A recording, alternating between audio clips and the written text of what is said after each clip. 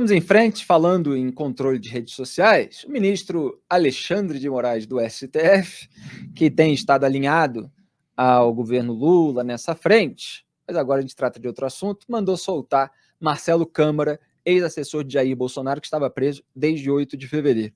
Você sabe, que se a gente pensar bem, nem é tão outro assunto assim, porque tem um distensionamento sendo desejado aí pelo Supremo Tribunal Federal, em razão do desgaste que teve, pelas críticas que recebeu também nas redes sociais, com toda a mobilização que foi feita. Então está mandando soltar um por um porque sentiu que pesou.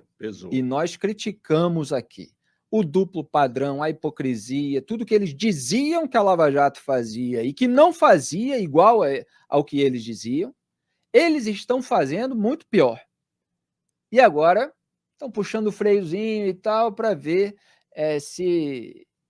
assim, às vezes eles dão um passo atrás para dar dois para frente depois, né? Então a gente continua ligado. Então, repito, Moraes mandou soltar o Marcelo Câmara, ex-assessor do Bolsonaro. Estava preso desde 8 de fevereiro. Câmara foi um dos alvos da Operação Tempus Veritatis sobre uma suposta trama golpista. Ele é suspeito de monitorar Moraes e repassar as informações ao chamado Gabinete do Ódio. Só deixando claro que a gente não passa pano para toda essa turma aloprada do reacionarismo bolsonarista, não. A questão são os princípios, são os critérios, são as regras, são as leis, se o Supremo Tribunal Federal está agindo corretamente, não só em termos de legislação, mas em termos daquilo que prega. E a gente viu prisões preventivas alongadas sem denúncia em diversos casos envolvendo aí, seja o 8 do 1, seja trama golpista. O ministro do STF determinou que o ex-assessor cumpra medidas cautelares como o uso de tornozeleira eletrônica, a proibição de deixar Brasília e a apresentação semanal à vara de execuções penais.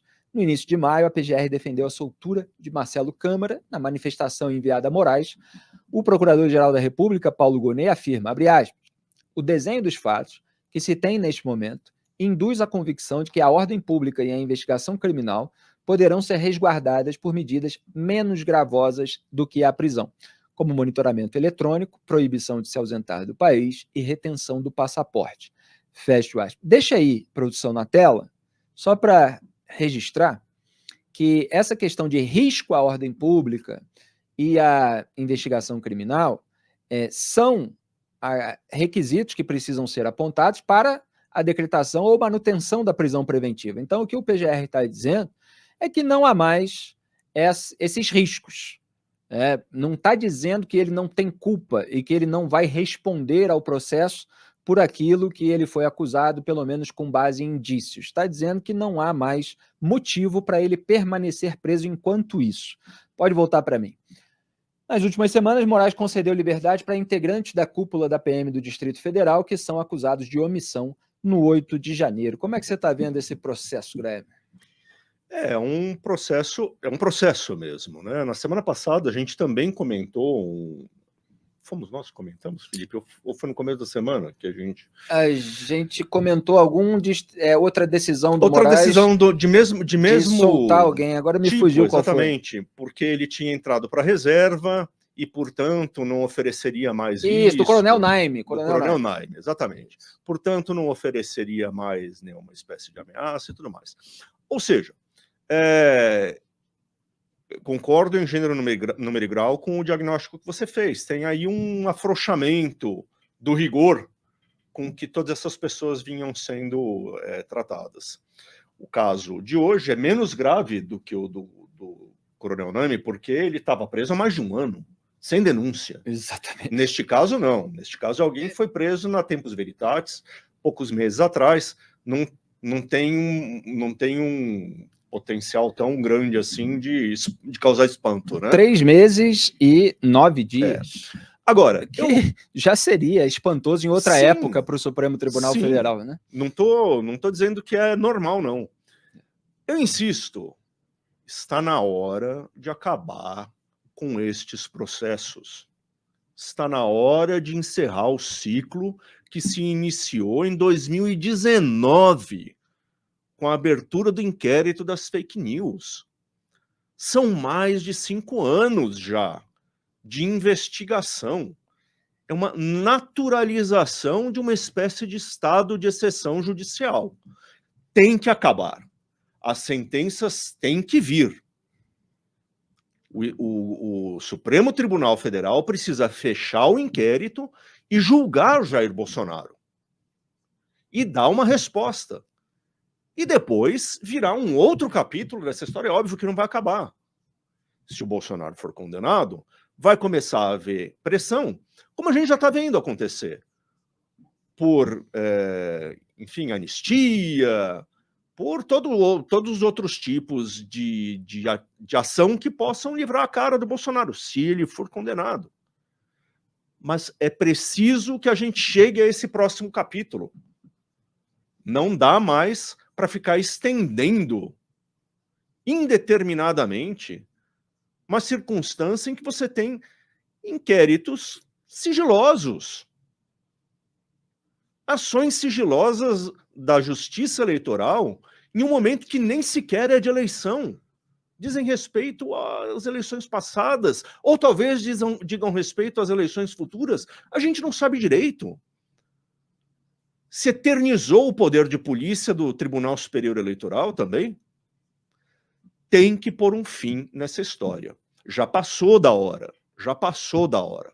Esses julgamentos precisam acontecer. Muito bem, quero registrar aqui que começou mal para o governador do Rio de Janeiro, Cláudio Castro, o julgamento que pode cassar o seu mandato e torná-lo inelegível. O desembargador Peterson Barroso Simão, relator do processo no TRE do Rio, começou a ler seu voto no final dessa tarde de sexta-feira e foi duríssimo com Castro e com seu vice, Tiago Pampolha, do MDB do Rio de Janeiro.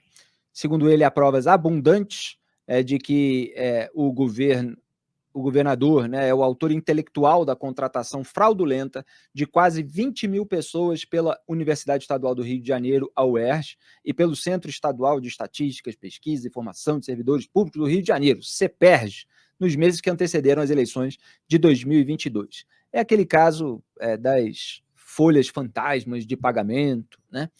Quase 20 mil pessoas da UERJ e do CEPERJ.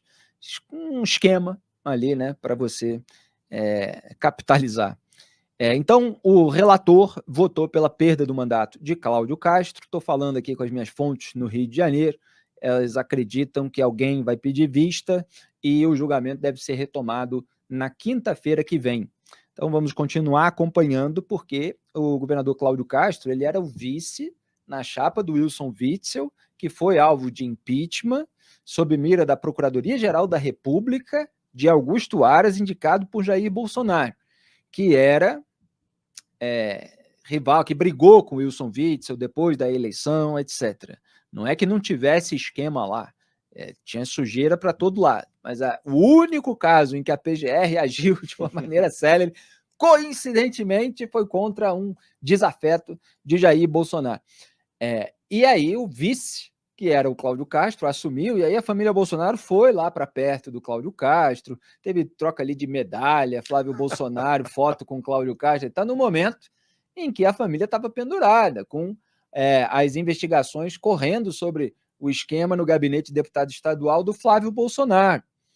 E aí depois a gestão do Cláudio Castro acabou com o GAEC, né, o Grupo Anticorrupção do Ministério Público do Rio de Janeiro, uma espécie de lava-jato em nível estadual. Então, o Augusto Aras acabou com a lava-jato em nível federal e lá no Rio de Janeiro, o Luciano Matos, que era o equivalente do PGR no estado, o PGJ, né, o Procurador-Geral de Justiça, ele extinguiu o GAEC. Olha só como é que é a história recente do Brasil, que as militâncias não contam, né? Então, assim, o Cláudio Castro, naquele momento, ele tinha o aval, ele tinha o apoio de quem estava no Poder Executivo, que era Jair Bolsonaro. E ele tinha, evidentemente, ali a interlocução direta com o Flávio Bolsonaro, representante da família no Rio de Janeiro. Agora não tem mais, Bolsonaro saiu do poder. Então, coincidentemente, ele está sendo julgado no TRE e parece que a coisa vai pegar para ele. O tom do relator é um tom quase que criminal de acusação, porque assim a questão é cível eleitoral. Ele está correndo o risco de cassação da chapa. eventualmente pode ser transformado numa questão criminal, não sei. Em geral, no Brasil, a questão criminal ela é varrida para debaixo do tapete. Mas tem muita gente lá acreditando nos bastidores que ele vai acabar tendo o seu mandato cassado, sim. Mais um governador do Rio de Janeiro pendurado e que pode se dar mal. Greve, a gente já teve uns 5 governadores que foram presos. Vamos ver se o Cláudio Castro vai entrar nessa fila. Pois é. Como você disse, o tom do desembargador relator aí é muito duro, muito duro. Eu acompanhei um pedaço do julgamento. Ele fala gênio do mal, cérebro que criou a trama. Ele não alivia para o Cláudio Castro. E eu só acho importante registrar também que se houver essa cassação, vai ter que ter outra eleição, né, Felipe? Porque faz menos de 2 anos que o Cláudio Castro eleição suplementar, né? Foi reeleito. Exatamente, teria que ter uma eleição suplementar. Então não é que... Não tem solução pronta para esses casos. O Rio de Janeiro vai ter que escolher de novo seu governador. Se o desfecho for esse, que aponta com o voto do relator, ainda tem 7 ou 8 votos para serem dados. Pode ser que, enfim, pode ser que não seja esse o desfecho da história, né? Ele falou, o desembargador Simão, foi nítido o caráter eleitoreiro, a responsabilidade direta de Cláudio Castro permitiu conduta ilícita, está caracterizado o abuso de poder político. Seu resumo, evidentemente, lá em antagonista.com.br tem mais detalhes a respeito desse caso das chamadas folhas secretas.